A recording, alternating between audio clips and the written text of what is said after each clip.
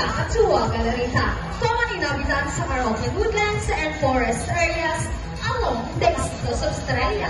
They're beloved and consuming almost any summer. They typically feed on seeds, nuts, fruits, as durian, papaya, and rambutan. And they also love corn.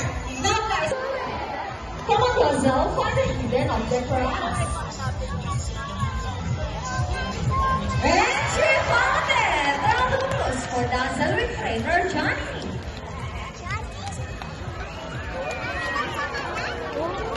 Now, our next featured birds are just like any the main sort of partner for life. Big romantic, right? But as any couple, wellness in a relationship, there will always be one. Meet Sassy and Sassy. And, alright, so birds ready?